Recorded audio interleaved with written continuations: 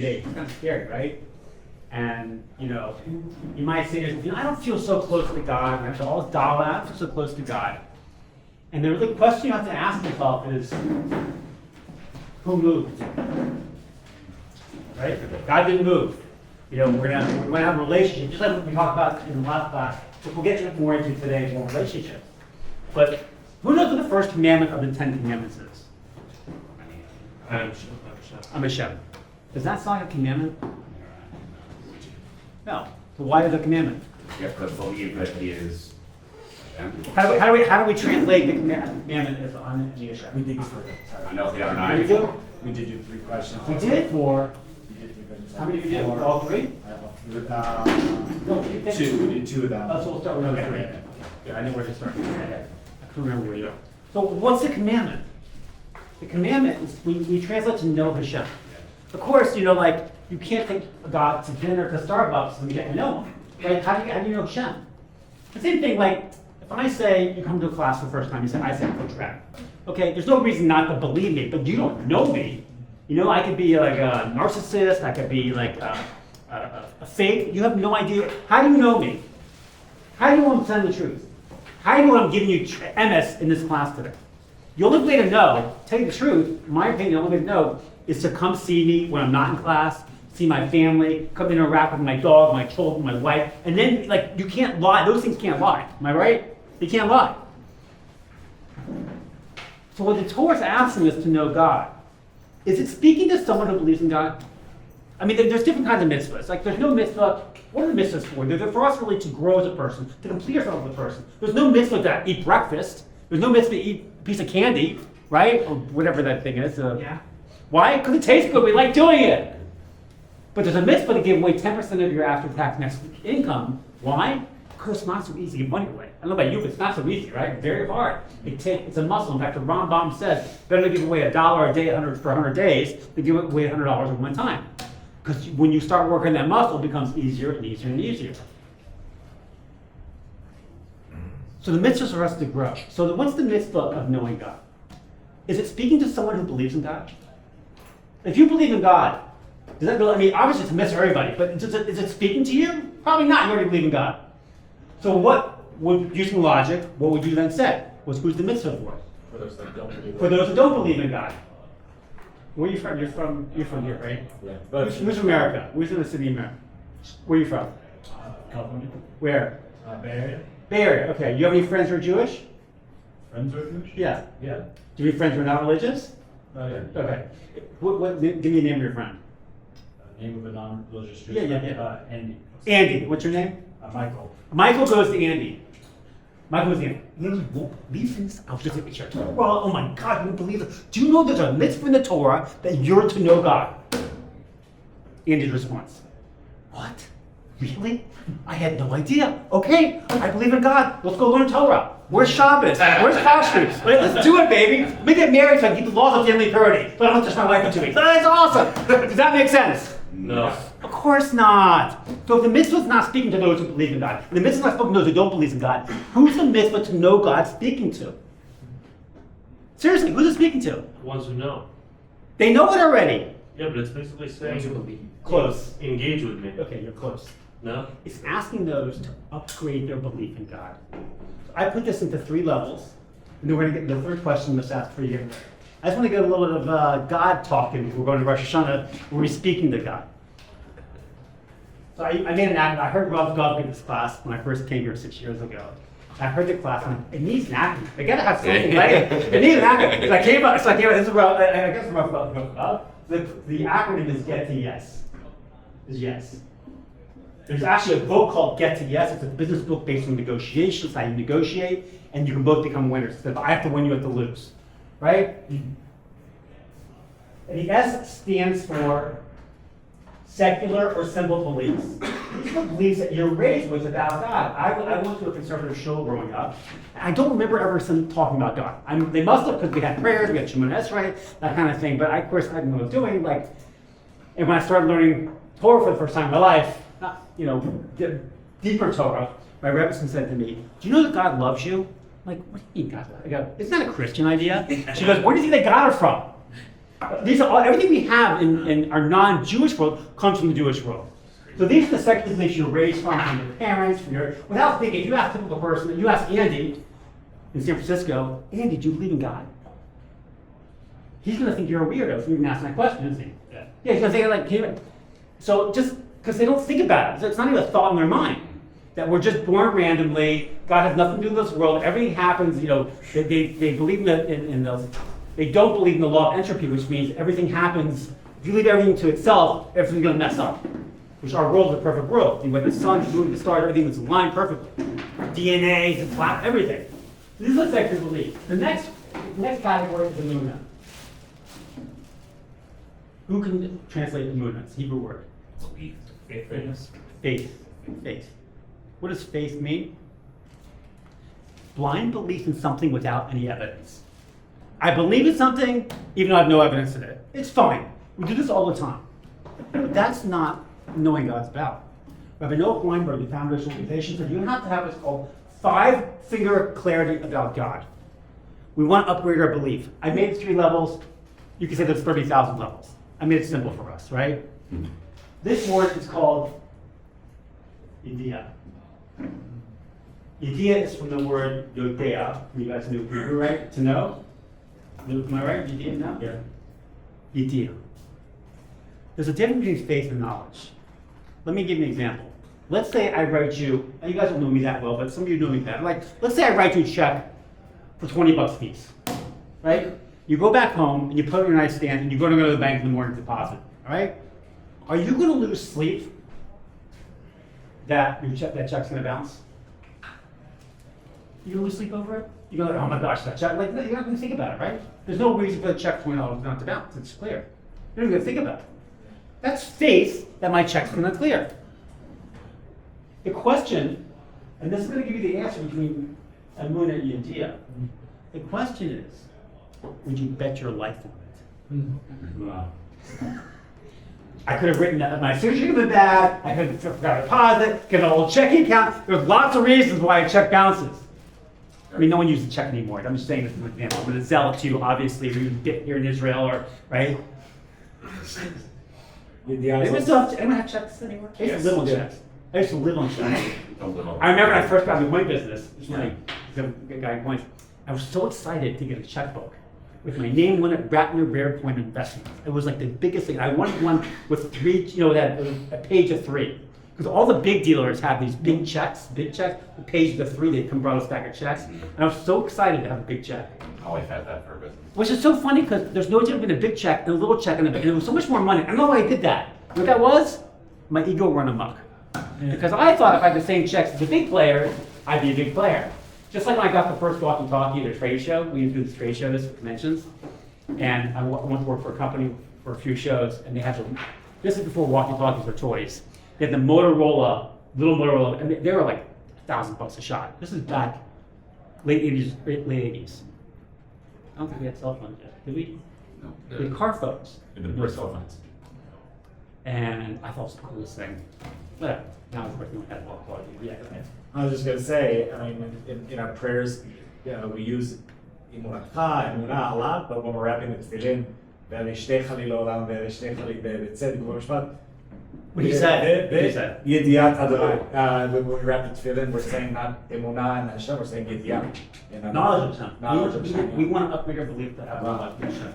And by the way, how does it relate to relationships? When you're getting married, God willing someday, or soon, your wife isn't going to come to you with a piece of paper and say, these are my list of requirements. I need to rub my back every day, buy me a shadle, buy me a BMW, take me to dinner once a week, talk to me every day when you come for. She's not giving that list of needs that she has in her life. You have to know what speaks to your wife. And you have no idea because we're not telling you. We're like, no one's giving us this lesson how to connect to our wife on an emotional level. We talked last week, let's get back to last week's class a little bit, 2 weeks ago. We talked about pies. Who remembers what this is? Physical, intellectual, emotional, spiritual. Physical, intellectual, emotional, and spiritual. Spiritual. Everyone get this? Get the yes. We don't upgrade our belief in God. We're going to Rosh Hashanah. Listen, whatever belief we have this year, we want to raise it the next year and next year and next year, every year. Now, obviously, women are more spiritual. I don't know if you know this. One of the reasons why we have to wear a kippah and women don't. I have a question to ask you. If someone asks you why do you wear a kippah, what do you say to them? Recognize Father God's Shine the love. sun. Proud Jew. That doesn't get the answer. Recognize that there's something above us and we're. What did you say? Yeah, that Hashem is above us and always with us. To serve as a reminder that Hashem is there. That's what it is. That's what I was saying. You know what? I would say, you know what? Because sometimes I think I'm God. This reminds me that I'm not God. Or something like that. That's what I would say. It's good, right? Yeah. Men, we have egos. We think we run the world. We want to build the world. And women are technically more spiritual. They don't have to have a problem not forgetting about God is. Okay. So we're going to continue with the previous class about really the third question was asked before you get married. Question number 1. Who was not here 2 weeks ago?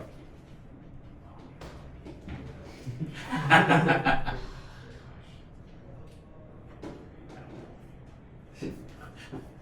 don't do it. Question number 1 was, do I find her physically attractive? Him, if you whatever you want. I'm not going to judge anybody, right? Do you find her physically attractive? Number 2 was, do we share a common meaningful purpose? That took up most of the class. Do we share our what purpose? Common meaningful purpose. More than money, more than having children, more than working out. Something has to be deeper and more spiritual than just this physical world. Something that beyond this world, which means either helping charity, something else. And we talked about, I met this couple from Jet who help conservative movements, right? The third question you must ask before you get married is different for a man and a woman. The third question was asked before you get married. For a man is,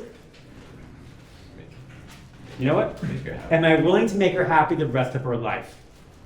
Am I willing to make her happy if she gains 75 pounds? About 300. 300 pounds. By the way, if she gains 300 pounds, you're not doing good emotional health care. Right? She is like dying for emotional connection, and she's using food as a crutch. People who get heavy aren't eating more than you are, not hungry than you. People who are very overweight is because it's a physical manifestation of emotional problem. That's where it comes from, right? There's something going on in their life that usually when you see a wife who's getting really, not all women get heavy, I'm being honest, just because if you have a lot of children, it's a typical thing for a woman to get heavy, which is fine. Heavier, I won't say heavy, heavier. But when they're severely heavy, it's because there's probably a lack of emotional connection from the husband. He's probably not paying attention to her, probably not listening to her. And as men, we're not so good at this. We need to do a better job at this, connecting to them. I said earlier in the course, when I was in my early 20s, I couldn't get a second date. I said to my best friend, half of my kids get a second date. He said, stop talking and just listen. Because that's what women want. Women want a guy that listens to them and understands them. Actually, I have something new to give you.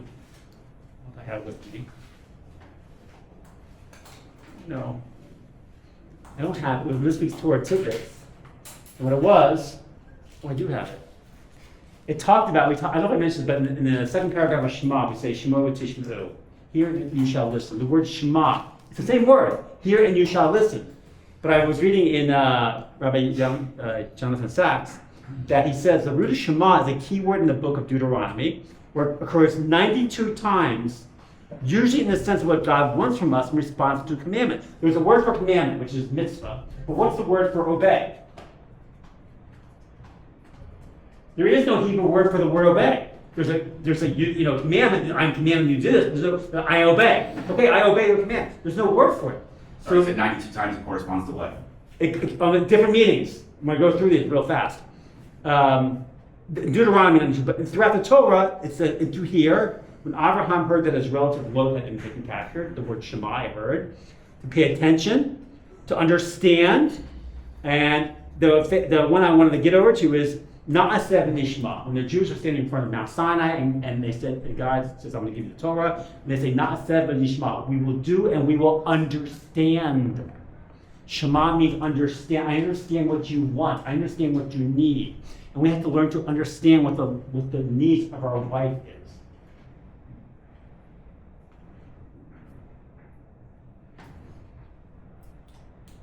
So making our wife happy. There's a famous saying. What's the famous saying?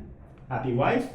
It is so true. I say that the three certainties of life: taxes, death, happy wife, happy life. Because when your wife's happy, you're going to be happy. That's the way things work. Now, obviously, and here's a big issue. And this is one of the keys I say when you're dating. The key to finding a spouse is really emotional health. Emotional health is the key, and we have so much dysfunction in the world today. Dysfunction travels through generations, just so you know. Obviously, you hope to break that chain if you come from a dysfunctional family, but it usually goes from generation to generation unless you do something about it. And emotional health is the most important thing we want in a spouse. Better looking than breasts, more important than how they look, more important than money, anything else. Emotional health, because that's what keeps you tied into a relationship. What do you mean by that? Emotional health. So I would say that, I don't know if you know this, but in 2021, the CDC, the Centers for Disease Control, came out with a report that said that 1 out of 3 teenage girls had seriously considered suicide. 1 out of 3, and the rate for boys is 1 out of 6, half as much. Probably Corona, maybe 2021, I don't know. That was all based on previous year's findings, though, so it's Probably, I don't know. Not even I've close. done research. Crazy. And if you go to like any seminary, I'm sure that a large percentage of the women are on some sort of antidepressants or anything like that. And it's fairly common today, right? It doesn't mean you can't marry them. It just means to be aware of these things. That I remember when I was dating my wife, on my first date, she was living at home. And I asked when I was driving home, I said, "Can I meet your mom?" Now I wasn't religious at the time. I was 34 years old, but I just knew consciously that if she has it, because I liked her a lot, that if she has a healthy, happy, mom, that more likely than not, she's going to be the same way. So I met her. It's funny because her mom invited me. Their mom's a little dysfunctional, but she's great. She means well. My mom's dysfunctional too, just so you know. I mean, like, it's in my books. No, my mom's great. My mom would have loved you, right? You come over to her house, you talk to her, you have a great accent, and you eat her food probably. If you talked to her, eat her food, she loved you. If you didn't, she hated you. That's the way it worked in my house. So, yeah, so my mom, she lived a long time, and 120. Soon. No, I'm just kidding. She has dysfunction, but she means really well. She had a great relationship with her husband. My father-in-law is Shlomo Leah, who died this past January. He basically made his wife happy. And I'm not sure a lot of people have gone through what he went through to deal with her, but he did. And they had a great relationship, and their kids are amazing, amazing kids. And all their grandkids, my kids are all amazing kids, right? She invited me to Pesach, which I thought was weird because in the frum community we do that all the time, but in the secular community they don't like people for Pesach, right? It's usually just her friends and family. But she invited me. I didn't go, but did I go? I don't think I went that year. I think we just started dating. I might have went. I can't remember. You must not have been too comfortable. It's funny. Did I go for Pesach? I can't remember. That's why cell phones are really crucial these days, because now you're just backing pictures. Right. I don't It's a remember. hug. I think. Before the clock starts, you take a picture and I don't think I did. I don't even know why I thought about that. Anyway, okay. So that's the third question. The third question for a man is different than for a woman is different than a man. The third question a woman must ask before she marries a guy is, do I respect him? Respect is crucial for a man. And you don't know this at your age. I'm sorry, you just don't. Maybe you do. And maybe you do. Respect is crucial for us. Of course, she does also. Respect. You know what respect is? Respect. I know respect this. Yeah. More important than love. More important your wife respects you than her coming up and running out and kissing you when you come from work. Which means, and this is the big issue with women who are dating. I asked a girl, she asked me, should I marry this guy? I'm like, do you respect him? If they hesitate or look away, there's an issue. Which means if you play with vinyl trains in the basement when you come from work for 3 hours, and she doesn't respect that, that's not going to work out. If you want to go to Kollel and be a rabbi, she wants you to make a lot of money, that's not going to work out. And the same thing's true the other way. If she wants a guy that learns twice a day, and that just wants to make enough money to support the family, but he wants to go out and make a lot of money, that is going to be an issue in our relationship. I was coaching a guy, he was here at Aish, now he's back in Miami. He was dating this modern Orthodox girl. He's the new lead out chief, a sweet guy, early 20s, dates a girl, and he just wants to like raise a family, a Jewish family, a kosher family, not like he's not looking for money or anything. This sweet guy, and he calls me, he said, I'm dating this girl, she's beautiful, and she's an interior designer. And she's always buying the latest purses and cars. She has to have the latest car, leases the BMW, has a fancy purse, and it bothers him. And we talked about it, and I said, just see if you can make it work. Called me months later. He took her to his parents' house for a meal, to meet his parents. And she walks into their house in Hollywood, Florida, and she says to him, this will make a nice starter home someday. I said to him, Houston, we have a problem. I go, your values do not align. I go, you don't value money the way she does. She walked into your parents' house. She should say, this is a very nice house, and keep her mouth shut. No offense. This will make a nice starter home someday? I said, you have to consider this relationship. You have to consider, I didn't tell him to break up. I did break up with her. I had nothing to do with it. But I did say you have to. I don't want to break people up. I just don't. I don't want to break people up. I let them do themselves. Another guy's situation. A girl was. She was Aish HaTorah. Beautiful. She was what? She was in seminary age. About Cuba. She's going through the about Cuba process. 24 years old, really cute, but smart as a whip. Like she's really sharp. And she's telling me about her boyfriend. And she's bragging on about how sweet he is, and amazing, and someday they'll get married. And I said, why are you meeting with me? Because usually people meet with me without having an issue. No one comes to the rabbi, I'm not a rabbi, but they go to the rabbi, like people on TV. They don't come to the rabbi and say, oh, rabbi, our relationship is great, we're having a great relationship, we're in love, we're having a great marriage. No one does that. They only come to you when things are in problem, right? So she comes to me, I said, so why are you meeting me? She says, well, he's a bit slow. What do you mean? He goes, he's just not as smart as me. And we're talking about intellectual, right? It's very important for a woman to meet a man who's generally smarter than them. For you, I'll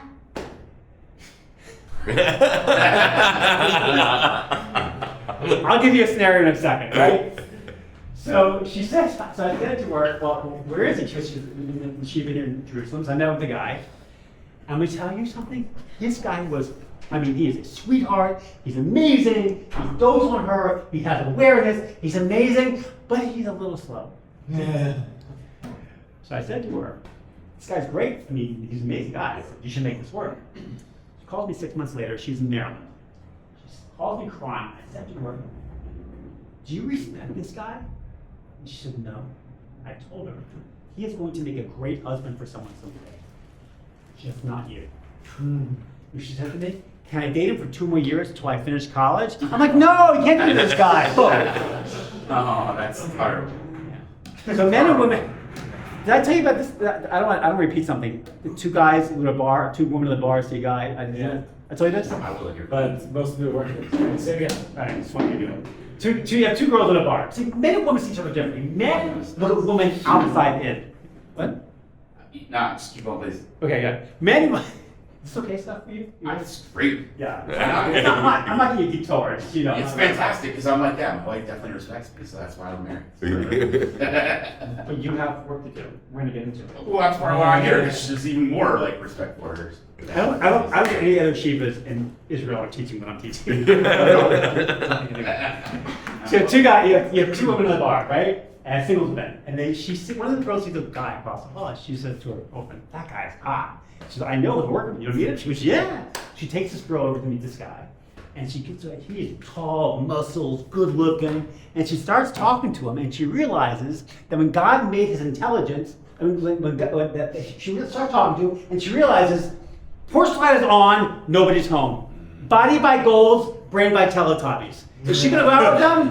Not a chance in the world, right? On the other hand, I'm in a bar, right? It's a friend of mine, and I see this girl, and she's, I need to smoke, got everything going on, right? And I say to my friend, she's smoking. He goes, yeah, I know her. She works in my building. We meet her. I'm like, yeah. Takes me over. I start talking to her. Everything's happening. She's got it all going on. And I start talking to her, and I realize that when God gave her intelligence, He gave her the brain power of a cauliflower. Am I going to go out with her? Yes. I'm being honest, right? Am I right? Totally, right? Because I'm thinking to myself, she's just pretending to be stupid because so many guys see her all the time. She just gets tired of it and she's plays stupid. I take her out first date. love when I walk into a restaurant with her arm, everyone's looking at me, she's hot. And by the end of the day, I realized I had enjoyed my time better talking to the waitress. And by the second day, I'm wondering if I'm not going to stupid. By the third day, I had pity and relief I'm not going out with her anymore, and pity for the next guy to get sucked into her beauty. Do you get my point? Oh, been there. Been there. We've all been there. Yeah, they're done that. Yeah. Being sucked into that thing. The thing is, thank God, this is why it's very important. We talked last time. Is it hot in here or just me? Hot. 22 degrees. 23. Where's the... Right here. He's got it. Yeah. I didn't set it. Huh? I didn't set it. Jonathan. It's a little better if you rock shorts and a short sleeve. Just saying. I don't know if that's true. Maybe not. I'm not sure. Freezing. I think that when you're in the sun outside, it's going to be covered up. The sun's in your skin. That's my bad, whatever. I used to think the same. I used to wear the time behind the shorts, just like you. Probably true. Then I Enough got- sunscreen slathered on you. Then I got the short. Just kidding. I'm kidding. I'm kidding. Fair. I'm kidding. I'm kidding. I don't think I have nowhere to go. No. I'm here for a reason. Yeah, you're going to go up, right? We're going to go up. That's it. That's it. Don't limit yourself. Don't ever say, okay. So the story of a guy who's he's from Rockland, Maryland, where I'm from, Rockland, Maryland, and he was married to a non-Jewish woman. And 2003, the Discovery Seminar came to Rockland, Maryland. You guys know what Discovery Seminar is? Have you had it? Yeah. We had Yeah. Discovery is an Aish program where they go through and give you evidence. I have a class on it. I haven't given it. My own discovery. My own called Proof of Torah of God, been my manner of God. Coach Ratner's own ideas. That's cool. Yeah, it's a really good class. Anyway, so I shouldn't say that because you haven't heard it, so it might not be good. I'm not. I'm not going to sell something, right? Anyway, so he comes to Discovery Seminar. He's secular Jew, but he's always felt very tied to Judaism. He's got 4 girls, not Jewish, obviously. He goes to the seminar. He literally walks out of the seminar. I want to be frum. I want to be literally wants to become a frum Jew immediately. He's one of these guys like Pinchas in the Torah. He's a zealot. He won every community. He's great. Unless you're under him or something. Anyway, I work with him. And anyway, he started learning Torah, and he started going to shul. And one Saturday, on the Saturdays he'd go to shul, and his wife, who's not Jewish, would go play softball at JCC. One week he said to his wife, the rabbi invited me for lunch after Shabbos. Can I go? And she said, yes.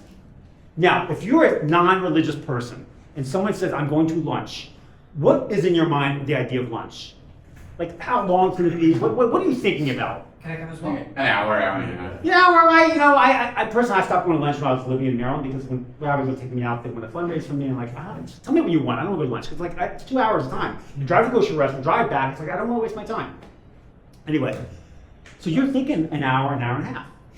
So she comes back from softball around 12. Shul's over at 12 o'clock, and they have kiddush from 12 to 12:45. And then the rabbis go and take you back to your house. They walk back home. And this particular rabbi, they still make salads, they're still preparing lunches and stuff. So she gets home at 12:30, expecting her husband to come home. 1:30, maybe 2, 1 o'clock, 2 o'clock, 3 o'clock, 4 o'clock, 4:30. He comes home at 5 o'clock, and she is just livid, screaming at him. And she came to the conclusion, she says, I have a choice. I'm divorcing you, or I'm becoming Jewish. There's no middle ground anymore. Wow. Very big decision. Yeah. I mean, From a lunch. Well, it was It's a build-up. getting involved. Well, I didn't tell the workup to the story that he was going to shul and she was getting annoyed. And Yeah. his rabbi said, stop going to shul. Stay at home. So one Saturday, they went to go hiking in Maryland, and he was in the car, and she was driving hiking one Saturday morning, and they drove by the shul, and her heart sank. Because she knew her husband really wanted to be at shul, not be hiking. So she knew deep down that this is what her husband wanted. And she had to either basically buy in or leave. What'd she do? She bought in. Nope, actually, she divorced him. She tried to murder him. No, I was kidding. No. I'm kidding. She said to him, because she was taking classes, and one of the reasons that really stuck to her was when the rabbi said, Rabbi of the shul, don't come to shul, stay at home. Because when you're coming into religious, you think, oh, they're doing it for the money, they're doing it for honor. It's not really doing l'shem shamayim, it's for sake of pure heaven. And he said when she heard that the rabbi said, stay home from shul, she knew it was l'shem shamayim, it was for the sake of heaven, not for the relationship, not for his ego or his shul. She said to him, where are we going to be? What are we going to hold by? Are we going to like become modern Orthodox and eat at non-kosher restaurants? Are we going to be Haredi? Are we going to go to the yeshivas? We're going to, like, where are we going to hold? What's our limit going to be? And he said something to her that sticks to me today. He said to her, why would you ever put a limit on how great you can be? Why would you ever do that? You're not going to build a company and say, you know what, I just want to sell $1.3 million a year, I'm done. Once I get to that, I'm taking off, right? I remember Steve Berg, the CEO here, was giving a talk to the guys, and he meant, you have sales, all these guys who are fundraisers have sales goals. But let's say you hit your goal in March. Are you going to say, I raised $3 million by March, okay, I'm taking the rest of the year off? No, you keep working. You never put a limit on yourself, how great you can be in life. And the same thing in life. You never want to put a limit on how great you can be in life. You have no idea. You think that you asked me 7 years ago that I'm going to be teaching at Aish HaTorah, Levay, or Samea, Aish Seminary, and for hundreds of other organizations? It's crazy what I'm doing. Absolutely bonkers. I can't even believe I still do it. I still pinch myself after 6 years. I get to walk down here and teach you guys. I pinch myself. It's unbelievable. It's such a blessing. I do get tired sometimes. I walk back. So, I'm 60 now. It's not so easy to walk back. Anyway, yes. For the question, do I respect him? Is there like, what are like little side questions that you would expect, like gauge that for the woman? Like how are they? Okay, so here's the thing. Yeah. When my wife met me, she was raised in a traditional home. She kept her form of kosher, which was not to eat shellfish, not to milk meat, but they ate out and stuff. And I ate everything, right? So she almost didn't go out with me. Because I had no kosher in my life. But she met me, and by the way, it's a very important point I didn't talk about last time. Because everyone has a vision in their head of who they're going to marry. This one's going to, and you get offered a girl, someone says, I have a girlfriend, oh, she's not my type. How do you know what your type is? Seriously. How do you know what your type is? Because you don't know your type until you meet your type. You have no idea what your type is. Your type might have come back when I was little. Farrah Fawcett Majors, the TV show was called Charlie's Angels.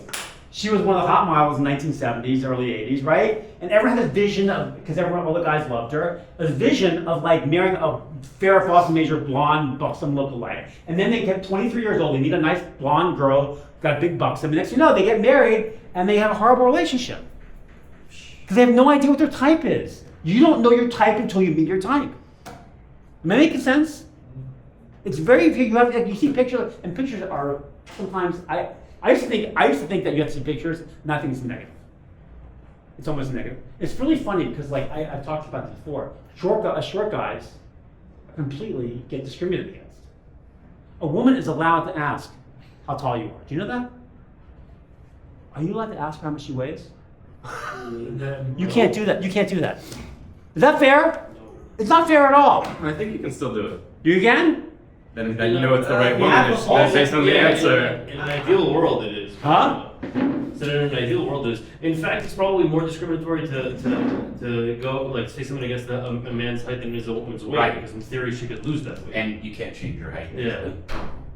Well, actually, you can now. Brutal surgery. Yes, Yeah, yeah, that's- too. Or wear platform shoes, which Yeah, yeah. The basically not. Because surgery now, you get 2 inches. Like, you never they saw take, that like, South thing Park out- episode? I'm sure it's not a good idea. It's not right. You know, it's not a good idea. No. I'm trying to even it's even legal to do that. There's a I South don't- Park episode where the Jewish kid wants to be a tall black basketball player, so he gets the surgery to do that, but then he doesn't realize he can't actually jump. When he comes down, it'll pop the fin between his knees. Anyway, it screws Is it him. Seinfeld? Which was South Park. Oh, South Park. Cartoon. Yeah. Seinfeld would be a very different story. I don't think you can do it for real people, but. I would say it's actually more fair that they can like discriminate against height, because if you think about it, that's a major factor as to how your kids are going to come out. Like, you know, if I say think to a woman is- degree, but I've had girls that are 5'3" not want to date me because I'm 5'10" and not 6 foot. Sure, like That's that's insane. Yeah. But You know, you say that. You You say that. You say, you know what? That's cool. We shouldn't do that. No, yeah. But what about their eating habits? Eating habits is going to affect the You're from New York. You're not Boston. I know, but you are so New York. The other thing I want to talk about this guy's New York. Like, just remind me of like Long Island. I say F the Yankees though, so. I know. You're a Red Sox guy? Die hard. Boss. Did we do sunscreen love here yet? Okay, I'll do this now. Sunscreen love. You touched upon it. I touched. I'm gonna get into it now. Let me first want to say one other thing. I was coaching this girl. I want to talk a little more about respect. No, you don't know the right date. You don't. You don't know your type until you meet your type. So I was coaching this girl who's 40 years old, beautiful, wants to get married, and she's having a hard time finding a guy. So in my essentials classes, there was a guy who was coming. He was 78 years old, came for a week, stayed for a month. You know that story, right? Single guy. I think his brother's observant, living in Israel. So he came just for a week. And 78. 78, old guy, wrinkly, right? on. But it's good fine walking and everything. He said, I want to meet a girl. I want to meet a girl who's growing Jewishly. He's not from or anything. He's from between Boulder and Denver. But I want to meet a woman who's growing Jewishly, and I would like to get married again. So I said to him, you're a cute, nice man, and let me post you on my Facebook page. So there's a ton of single women in their 60s, 70s, 80s, tons of them, right? Because guys die early and whatever. And they get left by the side of the road. Anyway, so I said to him, let me post a picture on Facebook. I did, and I got lots of requests, and I found a woman for him. And she's coming to visit, I think in October, so he'll leave the essentials with his wife. Or girlfriend, I don't know, I'm not gonna push him whenever he's down here or not. But nice Jewish woman living in Costa Rica. So I said to this woman, let me do the same thing for you. So I had lots of requests, whatever. I found a guy for her, lives in Jerusalem, she lives in Jerusalem. He's like 4 years older. Okay, he's not great looking, but he's not fat, he's thin. And I said, you know what, I'm gonna do more. I'm gonna vet this guy. So I met him for coffee on Jaffa Street. I'm not a matchmaker, but I wanted to help this woman out because she was friends of ours. And I met the guy, he was great. He was engaging, he got me a coffee, creamy, he knew my needs. He loved his job. He was in he was in educational technology. He worked from home, but he loved his work. He loved leading. He's an introvert, loves working at home, but he loved his job. So I call this woman up, I go, I have a guy for you. And she says to me, what does he do? And I said, he's like she's no picture, no nothing. I go, he's in like educational technology. And she says to me, he's not for me. I'm like, what are you talking about? It's not for you. Educational technology, that could be Google. What do you mean? She goes, I want a business guy. And this is when I came with the idea. This was last year. You don't know your type until you meet your type. What are you talking about? You have a guy who's happy, lives in the area, nice looking guy, wants to raise that, he's also about Cuba. He's maybe nuts. Maybe nuts. That's why I threw a chapter in, you don't know your type until you meet your type. Now, what's it about to talk about? Oh, sunscreen. Okay, so this is like the title of my book, this is why this is the idea.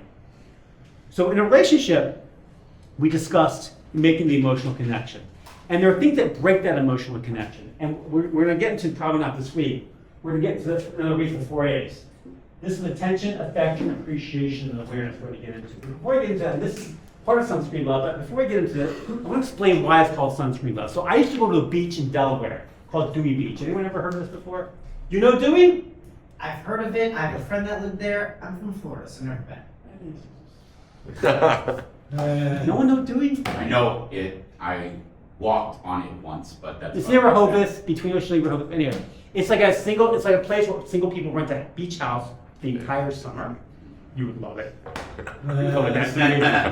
And so in the wintertime, in like February, you go to these bars on like Wednesday night, and you have sign-up night where people have a list, and they have usually 4 or 5 people join together to get a house. They find a house.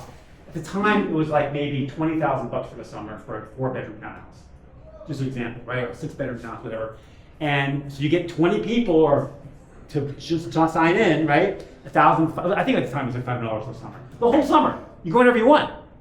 Unless you rent the house out Monday through Wednesday, Friday, which we sometimes did, but generally on weekends it's always available. And you go down, and of course everyone brings friends. So you have to pay dues, $20 a night. And so you have 45 people in a 4-bedroom house. Seriously. So I used to go, I get early, I'd find a spot between the bed and the wall, I put my blankets and have a little spot on the floor. It was great. It was fun, obviously. I'm in my 20s. So I go to the beach all day, and I put sunscreen, because you're on the beach all day long. It's just a beach. You put sunscreen on. I go to the beach all day long, and I come back at 4 in the afternoon at my beach house. I'd be completely burnt. What happened? You didn't use zinc sunscreen. You reapply. I didn't reapply. Have you heard this? Yeah. I didn't reapply the sunscreen. Love is the exact same way. See, when I was on the beach, I was busy. I was playing in the waves, taking a walk, talking to my friends, taking a nap. I forgot to reapply. That is called romance. That is taking that love, infatuation, and desire that you have with someone and turning to love. If you don't romance the relationship, that relationship is going to burn. Do you get my drift? People think they're walking down the aisle, we're in love, and you think that love is going to last forever. Do you know why? Because when you're young, 25, 30, it's easy. But the longer you're married, you have children, you have hobbies, you have careers. You forget to romance the relationship. We're gonna get into the 4 A's. But first, I was raised in an Ashkenazi home. And my mom was critical. You guys might have parents that are critical. I don't know if you do, whatever. You know critical? You have critical parents? Do you like to be criticized? Do you like to be criticized? Do you like to be criticized? In some ways, but not the way my mom likes to. Do you get my point? Yeah. Right? Yeah. And here's the problem. People don't realize they're criticizing. They do it. Back up for a second. I met a guy yesterday. He's getting married in 7 weeks. Good looking guy, 24. He's out of the army. His wife's just got out of the army. His girlfriend. They're getting married in 7 weeks. And he's been texting me a lot the last 3 days. His text Tuesday morning was, how much arguing is considered too much arguing? I said, if you have to ask a question, this is an issue. So he meets with me. He's asking lots of questions for like 3 days. He meets with me, and he finally says to me, I said to him, what are you arguing? He goes, well, I criticized my wife. What do you criticize? He goes, she just got out of the army a week ago. He's like, you need to get a job. You gotta have it. He's bugging her about getting a job. I said, what are you criticizing her for? He goes, she needs to get a job. You're gonna make her crazy. I go, stop it. Stop criticizing your girlfriend all the time about getting a job. When she's ready, she'll get a job.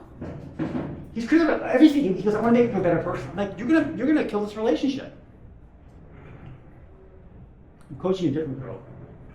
She's 38 years old. Again, another Balchiva. Good looking girl. And she wants to get married. She dated this guy, Sephardi guy. Now, if you know Sephardi guys, a lot of them in Israel, not all of them, but like, you know, they know stuff. Like, they might wrap the film every day, but then they might drive on Friday night. Like, they're right, you know what I'm saying? They're mixed. Especially the guys in LA. Are you Sephardi? Yeah. Yeah. LA? No. Yeah. But yes. Yeah. You're LA? Yeah. Do you know a lot of guys from here from LA? What's that? A lot of guys from here this summer from LA. Yeah. Do you know some of them? Yeah. They were from like La Cienega area. Pico, yeah, around there. Yeah. They were great. They loved my class. It's fine. Coach, you gotta come to LA. Like, invite me. What? Those guys need it. Oh. Those LA guys really need it. They're like, we don't care about money. It's what like, I give my books away. He goes, just take some money. Like, threw me some like $100 on it. Like, he took my wife and I to dinner. It was very nice of him. I know, but yeah. So she's dating this Sephardi guy, and she goes to lunch with him. She's telling me the story. The relationship fell apart. She goes to lunch with him in time, and they order soup and a sandwich. And she's new Balchiva, so she goes to wash for the sandwich, because we eat bread, not just on Shabbos on a Friday night for Challah. We eat a sandwich during the week. On a Tuesday afternoon, we say chamosi on the bread. That's a halacha. We say chamosi on the bread. So she has to wash two times, and she comes back, and she says chamosi, and she eats her sandwich. He goes and washes. Doesn't say a word. Comes back, eats the sandwich, no bracha. And she says to him, she's telling me this story, she says to him, aren't you going to say a bracha? He says, no, I wash my hands, because my hands are dirty. And she says back to him, you know you're supposed to say a bracha. He takes the soup and he pours it on her lap. Oh! Just kidding. My point is, I said to her, don't you realize you're criticizing him? She goes, I wasn't criticizing him. I go, from your perspective, you're not criticizing. From his perspective, he's being criticized, and no man or woman likes to be criticized. She says, I was just trying to make him into a better man. Do you see my issue? Yeah. We criticize, we don't know we're criticizing. And every time you criticize your spouse, you're wiping the sunscreen off. And every time you compliment your spouse, either through attention, affection, appreciation, or awareness, you're putting sunscreen on, keeping the relationship from burning. Do you get the analogy now? Mm-hmm. People do it all the time. I've been on a lot of planes. I see the old Jewish couple get on. And she's just nagging the guy, nagging the guy, nagging the guy. Do they have a passionate relationship? Are they married? Yes. Do they have a passionate relationship? No. Technically married. Like I said before, we talked about this last week. In case you didn't hear this. You take I'm repeating this, sorry. You take 100 marriages in the world today. Not in the frum world, in the regular world. How many get divorced? 50%. So we take 50 marriages and we throw them out the window. You have 50 marriages left. How many of them do you think are in passionate, loving, happy relationships? 10. 5. 10 means you basically have 1 out of 10 shot. You're walking down the aisle. I said again, you're in love, and you think that love's going to last forever, and you have a 1 in 10 shot. I'm sorry to scare you. No, I'm not sorry to scare you. I'm trying to scare you. I'm trying to scare you to learn what it takes to be in a loving relationship. Because no one's teaching this stuff. Yes. How would you grow without criticizing? Okay. Exactly. A marriage can handle some criticism. A good marriage can handle some criticism. But remember, when you criticize, it's like a shirt. And you pull a piece of thread on my shirt. And there's lots of threads in this shirt, right? You keep criticizing, I still have a shirt. But after 10, 15 years of criticizing, there's no shirt left and there's no love left in the relationship. I'm going to say something. Let me give you an example, and we'll go back on this. I was coming home on a Saturday morning. Is this class okay? I don't know if you guys like this. This is great. I'm not sure. If you ever want something else, just tell me. I have lots of You hear me material. typing, it's gonna take notes. I have tons of material. I just give you the book. Yeah, okay. Yeah, Let's do that. I forgot it's the other. It's the blue sunscreen love. It's in the other. Check it Take out. one, yeah. Great. I have a new version of it. Don't take that one. I only have one here in Israel. I redid it. The blue version is like the first copy with some mistakes in it. Minor mistakes, nothing big, like whatever. What? Typo or terrible advice? Huh? What'd you say? What kind of mistake? Yes, it's a typo or terrible advice mistake. No. Small, like minor. You might not even notice. Like. In one of my books, somehow like 2 extra lines got in, and like it's a break in the middle of the paragraph, and there might be something where I should have small Yeah, things. yeah. First edition. And it's probably still mistakes from new ones. Like it's almost impossible to make a book without any mistakes. It's so hard. I don't know how they do it. Even with AI, it's still hard. But you're saying good marriage can handle some criticism, but Oh yeah, lunch. Thank you. well, Thanks for keeping me on track. I got you. I go off topic sometimes. Just No so you know. worries. It's an ADD going crazy. It's like Yeah. yeah. we know our own. They call it AD. Hey, donuts. Like I just get lost sometimes. Food comes away. Right? So Good marriage can handle some criticism. I come home Saturday morning from shul. Typically, I come home at 10:30 in the morning after Kiddush, and I go home. I have a hot plate of right, and I come home. I have aluminum trays of food. I put them on the hot plate, and by 12:30 we have hot lunch in my house for Shabbos. I came home late one day. I was talking about, I don't know what happened, 11:30. My expectations were that when I walked into the house, my wife stays home from shul, she stays home, right? So you know this. My expectations were that my wife would have recognized that I'm late, and she would have taken the food out of the refrigerator and put it on the hot plate. But my expectations did not meet the reality. I walked in, no food on the hot plate. What's my reaction? Woman, what the heck? Right? I wanted to say, why did you put the food in the hot plate? Right? Am I right? Should I have said something? No. You're married, you Not don't like count. that. Should I have said something? Of course. Of course. What? Go ahead. I'd say you could say a suggestion. I wouldn't criticize it Here's particularly. the thing. Suggestion is criticism. Thank God. Like that. Thank God I'm teaching all the time now. Because I think in my head, I said to myself, Daniel, because that's my name, I said, no matter how I package this, no matter how sweet I say it, no matter how I do it, it's going to come across as either attacking her or criticism. Yeah. Why? Because it's in the moment. Yeah. Because it's right then that it had to be done. Right? Nothing can change with already. Nothing can change what's already done. Can't say anything So I that thought to else we don't myself, I'm going off a tangent, but it's so true. I thought to myself, am I going to get into a tiff with my wife because of some hot chicken and rice? Seriously, that's what it's about. It's about hot chicken and rice. What's more important, hot chicken and rice or marriage? Seriously, what is it? Depends on that rice. Okay, version. Now you get to technicality. No, seriously. But can't you still bring it up in like a way like, oh hey honey, I'm clearly like I forgot I always come on time to have like a good lunch, right? I can have Yeah. whatever it is. Next time if you see I don't come home like on time, do you think maybe we put it on the plaza? Like, why would Close, that not close, be okay? close. But here's the thing. Yeah. You can't do it then. Nope. You can't do it then. So I said, Daniel, don't say anything. I feel like complaining about food not being warm enough is kind of a feminine characteristic. It's anything though. It could be anything. That's just one example. This is just a simple. This happened. It's a true story. I'm not telling you the truth. So I said, don't say anything. I went and I took the food out. I put it on the hot plate. And it's simple. But 3 days later, usually I go to bed. I try to go to bed early. I usually lie in bed and read before I go to sleep. My wife's in bed reading. Speaking of writing, I have a killer book coming out. I mean, gosh, it's so good. True book. I mean, it's unbelievable. It's called Emotional Vampires: How to Protect Your Health, Happiness from People Who Suck Your Dry. It's so good. But I sent the cover, the picture of the cover today. This is the first version. This is the first version. It's going to change a little bit, but it's really killer. I'm getting off topic. It's great though. Let's see the cover and let's hear the story about why you have to wait 3 days before you start chicken rice. Here's the. This is the first version of it. Ooh. It's pretty cool, isn't it? Nice. The broken window, like bestseller. huh? As the cover. It's so funny. I told the guy, I said, we should put on the front of it almost a New York Times best, or soon to be New York Times bestseller. It's actually a really nice, looks really nice cover. Future New York Times bestseller. Yeah, that's not. I don't know. I'm not sure.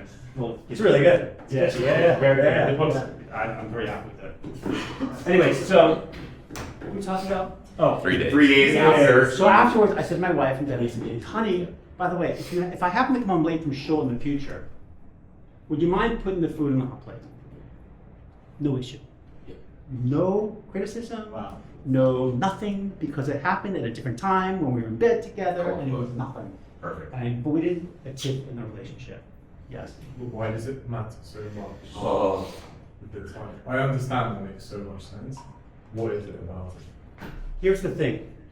In most relationships, when things fall apart is when you're emotional. And when you're emotional, like I was, I wanted the hot food, nothing good happens. Nothing good happens when you're emotional. This is why I have a chapter in the book called the 24-hour rule. It's not halacha, it's a suggestion. Which means when you want to argue with your wife about something, you need to wait. And there's an idea that you should never go to bed angry. False. Better to wait, talk about something when you've had some sleep over it. And generally you're going to tell me, well, why would I wait 24 hours to talk to my wife? Because I'm going to forget what I was mad about. That's the point. Wow. 99% of issues in relationships are about stupid little things. I'm not saying there's not times, like I've had issues with religious schools, like the husband wants to go to a Haredi school and the wife wants to go to some secular school. That's a major issue, right? That's a value issue that should have happened before you got married, by the way. You discuss that, what schools you want your kids to go to before you get married. That's not something that waits till after you have kids. Right? Am I right? Yeah, a lot of marriages end not because of like one major thing, but because of 1,000 cuts. It's cuts. the little things that happen on a 1,000 daily paper basis. cuts. It's the little things that happen on a daily basis that keeps the relationship strong. Or the opposite. It's great having you in class today because you're married. I mean, it's really, right? I love it when I have older people in my class, like older than you. Like, I'm the nerd. Can I call it Yeah, respect? sure, You know, forget the it. husband, I'm going to get the respect for a second. Hold that stupid question. I'm thinking my thought out. I'm going to do that. Men are very easy. I teach this with women. I teach some seminary girls. I go, men are very easy. We need 3 things in a relationship. We need food, we need sex, and then we need respect. And everything else is a bonus. Am I right? And every guy who's 55 years old, 65, they're all like this. That's why I love they know what I'm talking about. And you guys don't know because you think it'll be love. You don't need love, you need to be respected. And when you get criticized, it comes across as being disrespected. And when she gets criticized, it comes across as being unvalidated. To get my point, and we're going to end with this one note. Do you have a question? Yeah, has your wife heard this class? She's heard me speak. I speak all the time. We just have. Does she- In other words, does she know that you're criticizing her? Scotch and sushi. Who was at my house for Scott? Me. Yeah. You guys, it's like top of the house. Yeah. Is this a regular thing or is it a one-time thing? 'Cause that sounds amazing.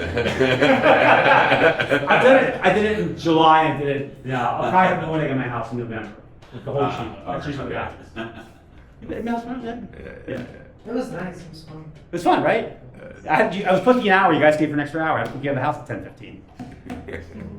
It's fine. It's fine. I don't I care. didn't know when we left. Yeah, no. See, I never got to give my speech. I still haven't given my speech yet. This is my Charlie Harari speech Tony Robbins, Unleash the Greatness Inside of You. It's a very good talk. I never get into it. I have some stuff to say. Anyway, my point is, compliment, don't criticize.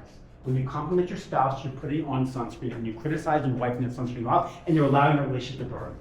I have a lot of raps and songs in my head, and I'm going to give you the last one of this. Compliment, don't criticize. Compliment, don't criticize. Compliment, don't criticize. Or she'll poke you in the eye. Compliment, don't criticize. Or she'll find another guy. Compliment, don't criticize. Or she'll put you grocery guys. Compliment, don't criticize. Then he'll say, bye, bye, bye. Compliment, don't criticize. Get your love to soar and fly.